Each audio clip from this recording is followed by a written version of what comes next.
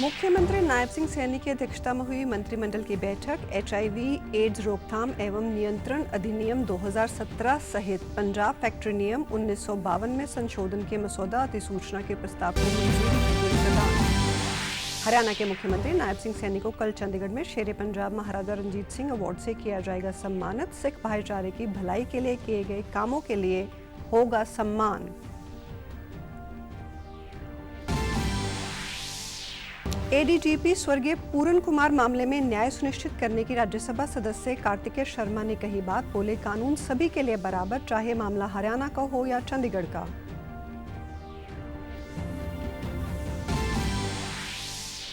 सिरसा में आयोजित interface meeting में पंजाब, हरियाणा और राजस्थान के कपास विशेषज्ञों ने लिया भाग। वैज्ञानिकों ने बेहतर बीज, नई तकनीक और मंडीकरण व्यवस्था के जरिए उत्तरी भारत में कपास की खेती को बढ़ावा देने पर किया मंथन। नमस्कार, मैं हूं शैली तनेजा। अब समाचार विस्तार से। मुख्यमंत्री नायब सिंह सैनी की अध्यक्षता में हरियाणा सचिवालय में मंत्रिमंडल की बैठक बुलाई गई। इस दौरान 17 अक्टूबर को नायब सरकार के 1 साल पूरा होने पर होने वाले कार्यक्रमों व प्रधानमंत्री नरेंद्र मोदी के हरियाणा दौरे पर चर्चा की गई।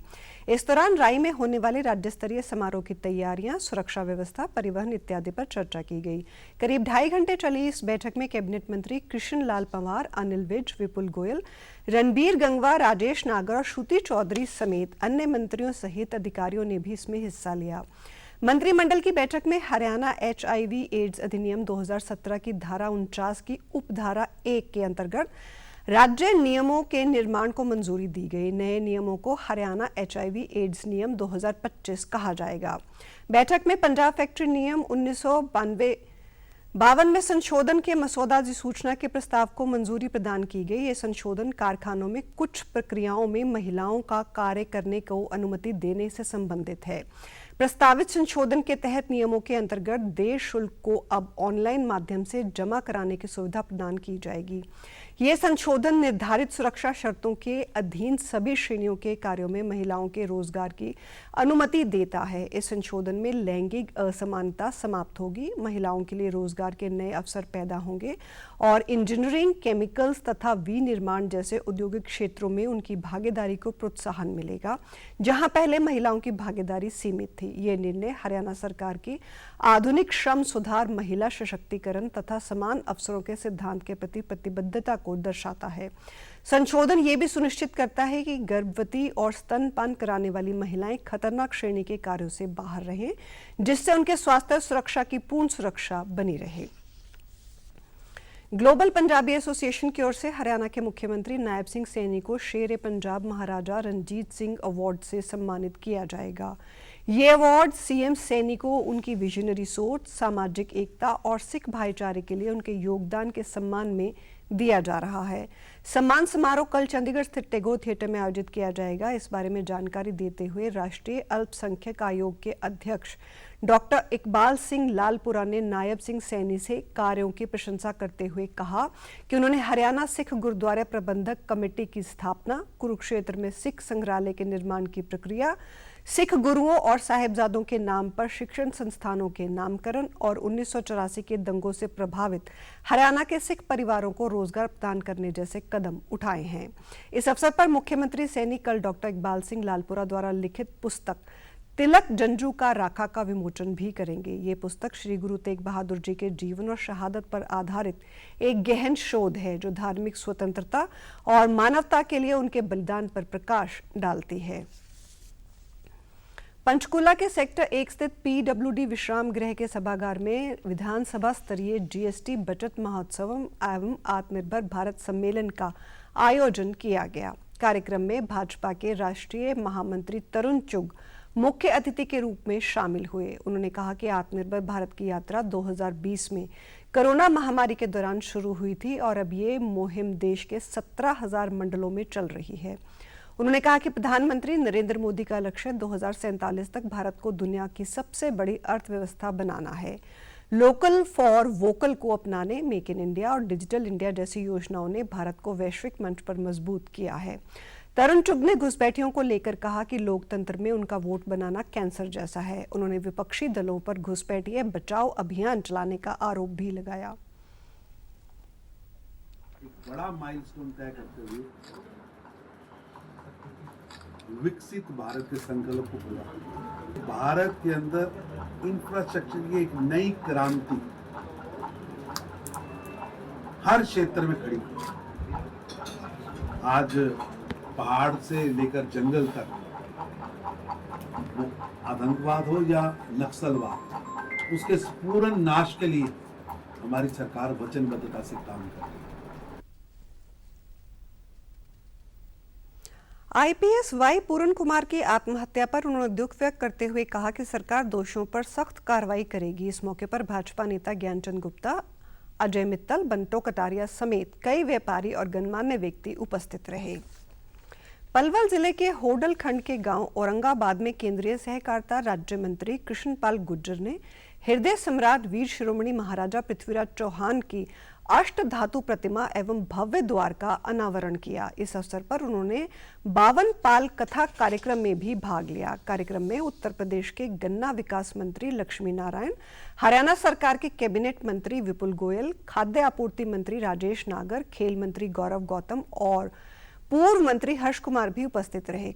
मंत्री कृष्णपाल गुर्जर ने कहा कि 52 पाल द्वार आयोजित ये आयोजन सांस्कृतिक एकता और सामाजिक भाईचारा को मजबूत करता है। उन्होंने कहा कि ऐसे आयोजन हमारी संस्कृति और परंपराओं को जीवित रखते हैं। इस तरह के कार्यक्रम समाज में एकता और भाईचारे के प्रतीक के रूप में काम करते हैं और एक दूसरे से मिलने का अवसर भी ऐसे आयोजनों में मिलता है। ये हमारी परंपरा, हमारी रीति, हमारे रिवाज हैं। इस तरह के जो आयोजन करने के लिए हमको प्रेरित करते हैं और ये आयोजन लगातार इस इलाके में पाले करती रहती हैं। वो सब बधाई के पात्र हैं। फरीदाबाद के भूपानी गांव स्थित कृषि विज्ञान केंद्र में आयोजित एक कार्यक्रम में केंद्रीय सहकारिता राज्य मंत्री कृष्णपाल गुर्जर ने कहा कि प्रधानमंत्री नरेंद्र मोदी के नेतृत्व में देश का कृषि क्षेत्र ऐतिहासिक प्रगति कर रहा है। ये कार्यक्रम प्रधानमंत्री धन धान्य किसान योजना और आत्मनिर्भर दलहन मिशन के शुभारंभ के अवसर पर आयोजित किया गया था। कार्यक्रम की शुरुआत पौधारोपण से हुई, जहां ग्रामीणों ने मंत्री का गर्मजोशी से स्वागत किया। उन्होंने बताया कि सरकार ने 24,000 करोड़ की लागत से धन धान्य कृषि योजना शुरू की है, जो 2025-26 से 2030-31 तक 100 आकांक्षी कृषि जिलों में लागू की जाएगी। इसी तरह 11,440 करोड़ की लागत से आत्मनिर्भर दलहन मिशन का उद्देश्य 2030-31 तक देश को दाल उत्पादन में आत्मनिर्भर बनाना है। मंत्री ने यह भी बताया कि अब तक 1,000 FPO बनाए जा चुके हैं, जिनमें 52 लाख किसान जुड़े हैं, जिनमें 39% महिलाएं शामिल हैं। अंत में उन्होंने हरियाणा सरकार द्वारा गरीब महिलाओं को 2100 प्रतिमाह देने की नई योजना का भी जिक्र किया, जिसकी शुरुआत 1 नवंबर से होगी। अन्नदाता किसान है, जब तक वो खुशहाल नहीं होगा देश खुशहाल नहीं हो सकता। आज 12 करोड़ किसानों के खाते में साल में 6,000 रुपए 3 किस्तों में जाता है। 10,000 FPOs बनाए हैं, जिनमें किसान सामूहिक खेती करते हैं। और आपको बताने के लिए आज 1100 FPOs में ऐसे हैं जिनकी आमदनी 1 करोड़ से ज्यादा अब हो गई है, क्योंकि मोदी जी ने कहा जो आत्मनिर्भर भारत है, उसका मतलब सीधा ये है कि भारत किसी देश पर निर्भर नहीं रहना चाहिए। हर चीज भारत में पैदा होनी चाहिए। इसलिए उन्होंने आत्मनिर्भर भारत का संकल्प लिया। कांग्रेस महासचिव राज्यसभा सांसद रणदीप सुरजेवाला ने आज कैथल की अनाज मंडी का दौरा किया और धान की खरीद को लेकर किसानों और व्यापारियों से बात की। उन्होंने हरियाणा सरकार से मांग की कि किसानों को फसल, पशुधन और मकानों के नुकसान का उचित मुआवजा दिया जाए और DAP खाद की उपलब्धता सुनिश्चित की जाए। सुरजेवाला ने IPS पूरन कुमार की आत्महत्या मामले पर निष्पक्ष जांच और दोषियों की गिरफ्तारी की मांग भी की। उन्होंने कहा कि कांग्रेस पार्टी पीड़ित परिवारों को न्याय दिलवाने के लिए प्रतिबद्ध है। बाढ़ का पानी उतरने के महीने से ज्यादा हो गया, 7 रुपया प्रति एकड़ मुआवजा नायब सैनी सरकार, भाजपा सरकार ने नहीं दिया। पूरे हरियाणा के किसान को कौन जिम्मेवार है?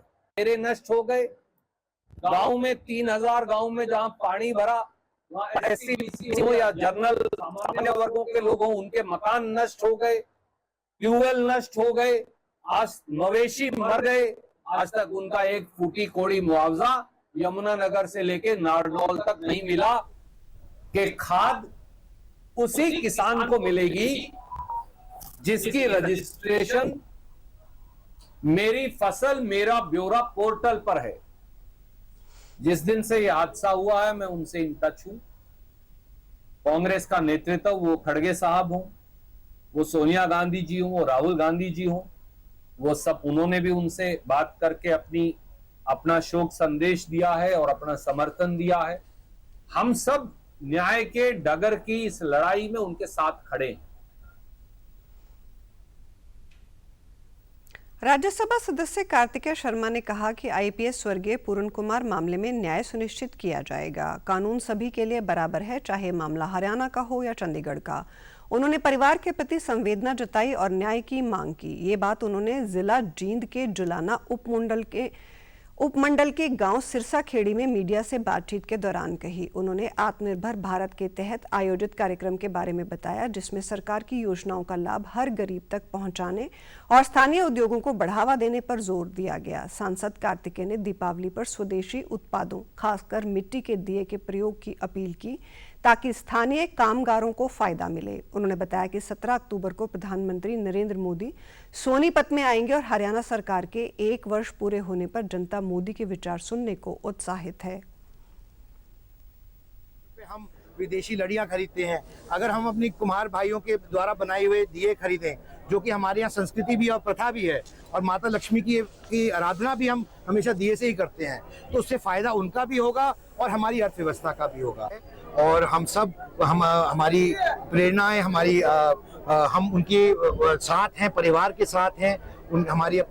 हम चाहते हैं कि बिल्कुल उनको न्याय मिलना चाहिए, और जो भी कार्रवाई है सरकार पूरी तरह से कटिबद्ध है कि पूरी कार्रवाई होएगी और उनको इंसाफ मिलेगा। कानून अपना काम करेगा, चाहे चंडीगढ़ पुलिस हो, हरियाणा पुलिस हो, अपना काम करेगी। आईपीएस वाई पूरण कुमार की खुदकुशी मामले में प्रदेश भर की खाप पंचायतें पूर्व एसपी नरेंद्र बिजारनिया के समर्थन में आ गई हैं। खाप प्रतिनिधियों ने रोहतक में प्रदर्शन कर सरकार से उच्च स्तरीय जांच की मांग की और मानसरोवर पार्क में जुटे खाप नेताओं ने कहा कि बिजारनिया ने ईमानदारी से काम किया, उनके खिलाफ कोई भी कार्रवाई जांच के बाद ही हो। साथ ही गनमैन द्वारा रिश्वत मांगने के मामले में भी जांच की मांग की गई। खाप संयोजक इंद्र सिंह हुड्डा व अल्हावत खाप प्रधान जय सिंह अल्हावत ने कहा, जातिगत भेदभाव फैलाने वालों पर सख्त कार्रवाई हो और पूरण कुमार के परिवार को न्याय मिले। हम जल्दबाजी नहीं करिए, ना किसी के हम विरुद्ध खड़े हैं, किसी जाति विशेष के विरुद्ध नहीं।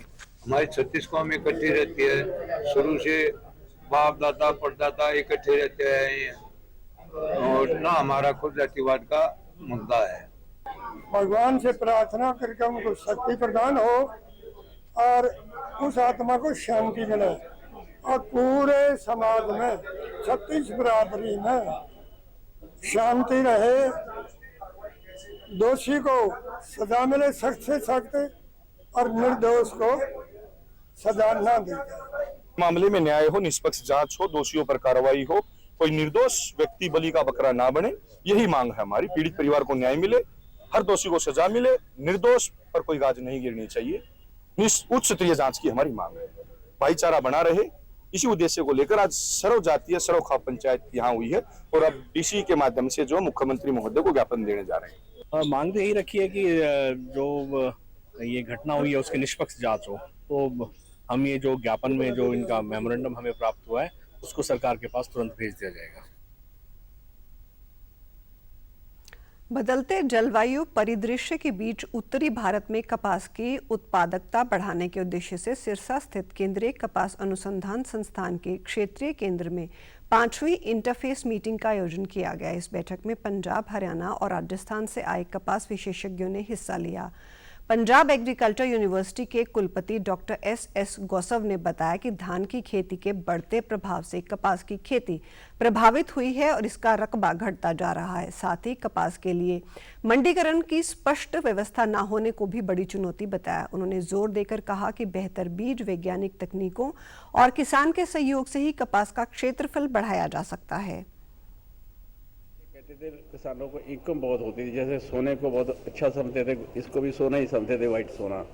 तो जब से अब राइस आ गया, जो ये आया, इसका एरिया कम हो रहा है। 2-3 फैक्टर है, एक तो राइस आ गया है, दूसरी जो इसके ये है मंडीकरण है, उसमें प्रॉब्लम है। जो राइस है उसका मंडीकरण शॉर्ट है, तो जब राइस आता मंडी में उसकी खरीद होती है, MSP होती है, तो किसान को ये पता अगर मैं राइस लगाऊंगा तो मेरा तो राइस मंडी में जाकर सारा बिक जाना, उसका रेट फिक्स हुआ, सारा मंडी में उसका प्रबंध किए होते हैं।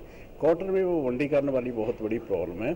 Cotton is a very important crop, इसका भी मंडीकरण ऐसे ही होना चाहिए जैसे गेहूं का होता, जैसे चावल का होता। केंद्रीय कपास अनुसंधान केंद्र नागपुर के निदेशक डॉक्टर विजय वाघमारे ने कहा कि सिरसा स्थित केंद्र पंजाब, हरियाणा और राजस्थान के लिए कपास की नई तकनीकों और किस्मों पर शोध कर रहा है। नई तकनीकों का परीक्षण कर उत्पादकता बढ़ाने और उन्हें किसानों तक पहुंचाने का कार्य किया जा रहा है। डेवलप करने में भी लगा हुआ है। जो तकनीकियाँ है, जो प्लांट प्रोटेक्शन की, जो नए नए कीड़े आ रहे हैं और जो हवामान में जो बदल हो रहे हैं, उस पे भी हमारा ये संस्थान का केंद्र हमारे साथ जुड़ा हुआ है। हर एस्पेक्ट पे, हर पहलू पे ये काम चल रहा है। और हमारे तीनों राज्यों में, पंजाब, हरियाणा और राजस्थान, तीनों राज्य में हमारे जो all India coordinated cotton improvement project के सेंटर्स है, तीनों यूनिवर्सिटीज़ के स्टेट्स के अंदर, उनसे हम कोऑर्डिनेट करते हैं। नई तकनीकियाँ वहाँ पे टेस्ट की जाती है और जो अच्छी तकनीकियाँ है यहाँ पे, उससे कपास का उत्पादन बढ़ाने में मदद करेगी। हथकरघा उद्योग आत्मनिर्भर भारत के सपने को साकार करने में अहम भूमिका निभा रहा है। कुरुक्षेत्र के मिर्जापुर स्थित खादी ग्राम उद्योग में निर्मित खादी वस्त्रों की मांग में काफी वृद्धि हुई है। यहां बनने वाले खादी के कपड़े न केवल स्थानीय लोगों बल्कि बाहर से आने वाले ग्राहकों को भी खूब पसंद आ रहे हैं। खादी ग्राम उद्योग की बुनकर अलीशा बताती हैं कि बुनाई उनका पुश्तैनी काम है, जो अब उनकी पसंद भी बन गया है। उनके द्वारा बनाए गए वस्त्रों को बाजार में सराहना मिल रही है। सचिव सतपाल सैनी ने बताया कि गांधी जयंती के अवसर पर खादी उत्पादों पर विशेष छूट दी जा रही है। सरकार द्वारा खादी और हथकरघा को बढ़ावा देने से क्षेत्र में रोजगार के नए अवसर पैदा हो रहे हैं और ये भारत की सांस्कृतिक पहचान को भी सहेज रहा है।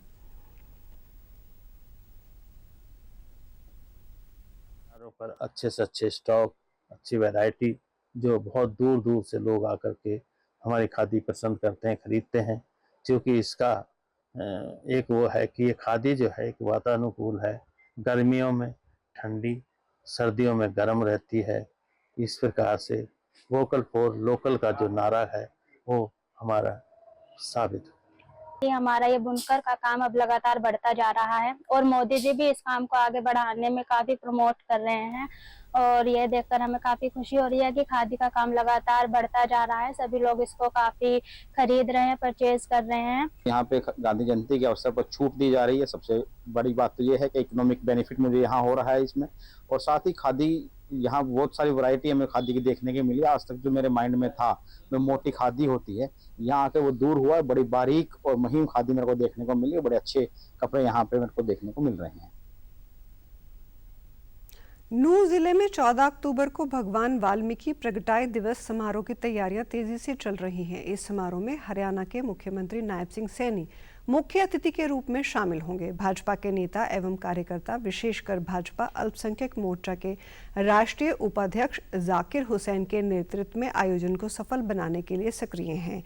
उन्होंने सभी 36 बिरादरियों को इस उत्सव में शामिल होने का आह्वान किया है। वाल्मीकि समाज के प्रधान बालू सिंह ने कहा कि यह समारोह अब एक बिरादरी तक सीमित नहीं बल्कि सभी समुदायों का साझा आयोजन बन चुका है। भाजपा कार्यकर्ता प्रशासन के साथ मिलकर अनाज मंडी में समारोह स्थल का निरीक्षण कर रहे हैं और सभी व्यवस्थाओं को अंतिम रूप दे रहे हैं। मुख्यमंत्री ने नूंह के लिए नई योजनाओं की उम्मीद है। जिला पदाधिकारियों ने मांग पत्र भी तैयार किया है जो समारोह में प्रस्तुत किया जाएगा। हरियाणा राजस्थान सीमा पर लुहिंगा कला गांव निवासी जमील की संदिग्ध मौत का मामला चर्चा का विषय बनता जा रहा है। 8 अक्टूबर को हुई इस घटना में परिजनों ने पुलिस व 5 अन्य पर सुनियोजित हत्या का आरोप लगाया है। शनिवार को नूंह के कांग्रेस विधायक आफ्ताब अहमद ने जमील के परिवार से मुलाकात कर गहरी संवेदना जताई और राजस्थान पुलिस व प्रशासन पर गंभीर आरोप लगाए। उन्होंने कहा कि जमील की मौत संदेह पैदा करती है और पुलिस सच्चाई छिपा रही है। जमील 9 बच्चों के पिता थे और परिवार का इकलौता सहारा था। विधायक ने कहा कि आरोपी अपराधी होने की स्थिति में भी कानून हाथ में लेने का अधिकार किसी को नहीं है। उन्होंने मामले को विधानसभा से अदालत तक ले जाने की बात भी कही। विधायक आफ्ताब ने इसे पहलू खान व रकबर मामले की कड़ी बताया और कानून व्यवस्था पर सवाल उठाए। फिलहाल मामले की जांच जारी है।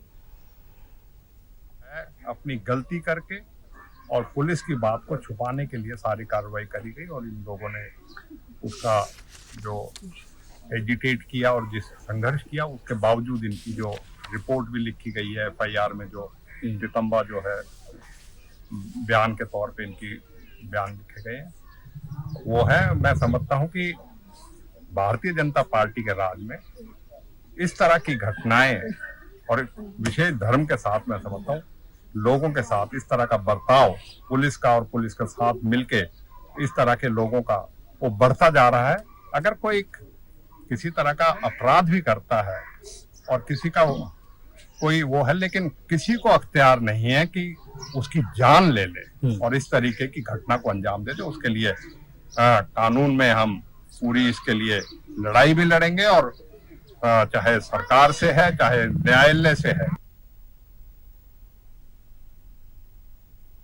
सिरसा के गांव पनिहारी में घग्घर नदी पर बनाए जा रहे पुल को लेकर ग्रामीणों में भारी नाराजगी है। ग्रामीणों का आरोप है कि मुख्यमंत्री की घोषणा के बावजूद पुल गलत दिशा में बनाया जा रहा है, जिससे पनिहारी से अलीका रोड का सीधा संपर्क टूट गया है। पुल के लिए लगभग 13 करोड़ 72 लाख रुपए की प्रशासनिक स्वीकृति वर्ष 2020 में मिली थी और घोषणा वर्ष 2015 में तत्कालीन मुख्यमंत्री मनोहर लाल ने की थी। ग्रामीणों का कहना है कि टेंडर पनिहारी से अलीका रोड के लिए हुआ था, लेकिन निर्माण गांव रंगा की ओर मोड़ दिया गया। इससे दर्जन भर गांव का संपर्क टूट गया है।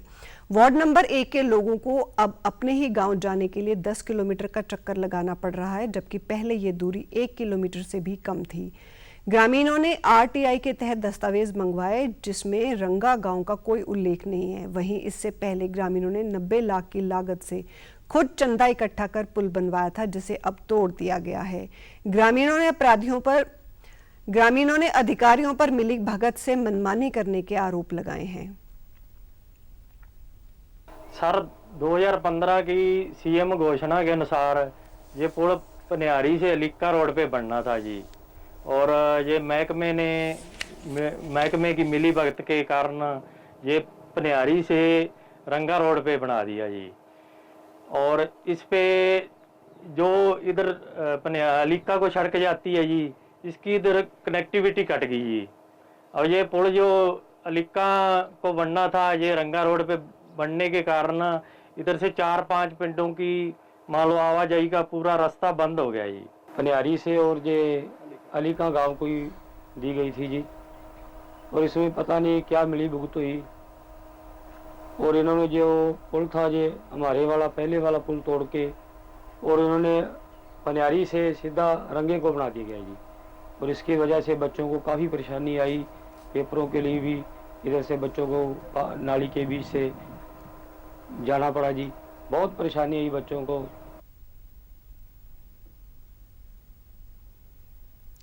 भारत सरकार की रिपोर्ट के अनुसार देश पोलियो मुक्त हो चुका है, लेकिन पड़ोसी देशों में अभी भी पोलियो के केस सामने आ रहे हैं। इसी को ध्यान में रखते हुए हरियाणा स्वास्थ्य विभाग ने आज कैथल सहित अंबाला, फरीदाबाद, गुरुग्राम, हिसार, झज्जर और कुरुक्षेत्र में पोलियो दिवस मनाया।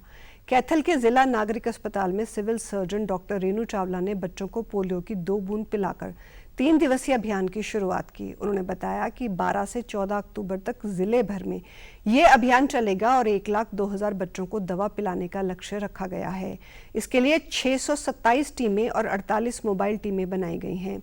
सभी स्वास्थ्य कर्मियों को प्रशिक्षण दिया गया है। पोलियो बूथों पर बच्चों को दवा पिलाकर उनके हाथों पर निशान लगाकर रिकॉर्ड तैयार किया जा रहा है। अभिभावक भी अभियान में बढ़ चढ़कर हिस्सा ले रहे हैं। 12, 13, 14 को स्टेट में 8 जिलों में SI नाइट राउंड हो रहा है, जिसमें से कैथल जिला एक है और ये 12, 13, 14 को होगा और आज बूथ एक्टिविटी होगी और कल और परसों हाउस टू हाउस हमारी टीमें जाएंगी और वो कवर करेंगी ताकि कोई भी बच्चा छूटे ना। इसमें हमारा जो स्पेशल एम्फेसिस है वो झुग्गी झोंपड़ी, स्लम एरियाज, हमारे बस स्टैंड, रेलवे स्टेशन, कोई भी मूवमेंट है तो वहाँ पे सभी टीमें हमारी जाएंगी और वहाँ पे उनको पोलियो ड्रॉप्स पिलाएंगे। तो ये सारे बच्चों को आप लोगों में बहुत अवेयरनेस है कि अपने बच्चों के लिए कि हमारा बच्चा पोलियो ग्रस्त ना हो। तो जब बच्चों को पब्लिक को इस बारे में बताते हैं तो लोग अपने आप ही इस बारे में अपने आप आगे आते हैं कि अपने बच्चों के स्वास्थ्य के लिए। हाँ, बहुत बढ़िया है सर, अच्छा कर रही है सरकार, बहुत बढ़िया, ताकि बच्चों को कोई प्रॉब्लम ना हो। बहुत अच्छी फैसिलिटी है। मेरा बच्चा स्वस्थ रहे, जो बूंदियाँ जो जरूरी होती है हर जगह जा रही है सरकार, जहाँ खुद से नहीं पहुंच पा रहे वो दवाई पिलाने के लिए, वहाँ अपने आप सरकार पहुंचा रही है पिलाने के लिए। हिसार में आज से 3 दिवसीय पोलियो मुक्त अभियान की शुरुआत हुई। नागरिक अस्पताल में डॉक्टर तरुण कुमार ने बताया कि 5 वर्ष से कम उम्र के बच्चों को पोलियो ड्रॉप्स पिलाई जा रही हैं।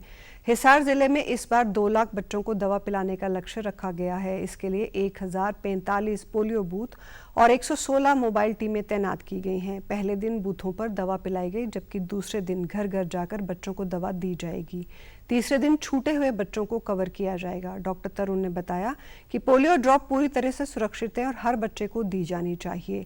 स्थानीय निवासी कमल कुमार ने भी अभियान की सराहना करते हुए कहा कि ये सरकार का बेहतरीन प्रयास है और सभी अभिभावकों को इसमें भाग लेना चाहिए।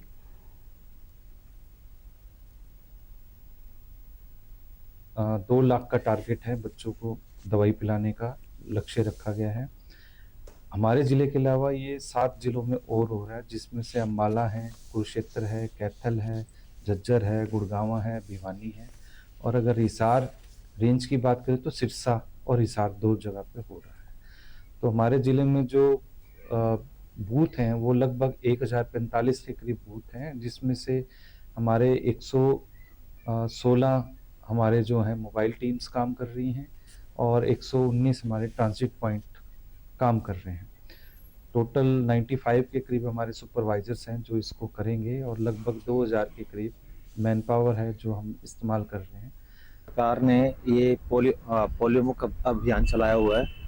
मैं अपने बच्चे को पोलियो की वो पिलाने आया था और ये बहुत अच्छा अभियान चलाया सरकार ने जो पोलियो मुक्त कराने का। और मैं तो ये कहता हूँ सभी अपने अपने बच्चों को यहाँ सिविल हॉस्पिटल लाएं और अपने पोलियो की बूथ जो भी है वो पिलाएं। विभाग ने शहर में रह रहे गरीब और प्रवासी लोगों के लिए खास पहल की है। सिविल सर्जन ने बताया कि झुग्गी या टेंट में रहने वाले लोगों, खासकर गर्भवती महिलाओं को अब स्वास्थ्य सेवाएं उनके ठिकाने पर जाकर दी जाएंगी। स्वास्थ्य विभाग की टीमें सीधे माइग्रेंट बस्तियों में जाकर गर्भवती महिलाओं की जांच करेंगी और स्वास्थ्य लाभ भी देंगी। ज़रूरत पड़ने पर डिलीवरी के लिए मुफ्त इलाज और एम्बुलेंस सेवा भी उपलब्ध करवाई जाएगी। सिविल सर्जन ने अपील की कि अगर किसी के आसपास कोई गरीब या प्रवासी महिला है जिसे स्वास्थ्य सेवाओं की आवश्यकता है तो तुरंत डायल 112 पर कॉल कर स्वास्थ्य विभाग से मदद ली जा सकती है। ये इस तरह का डिसऑर्डर जो पहले से एग्जिस्ट कर रहे हैं, हार्ट की प्रॉब्लम है, ब्लड प्रेशर ज़्यादा बढ़ा हुआ है, डायबिटीज़ है, जिसके बारे में मरीज़ को या मरीज़ के परिजन को मालूम नहीं होता है, उसके लिए हमने इंस्ट्रक्शन जारी करी है कि सभी लोग अपने आसपास में जो गर्भवती महिला है उसकी सूचना डायल 112 पे दें और डायल 112 से। समाचारों में आज इतना ही। नमस्कार।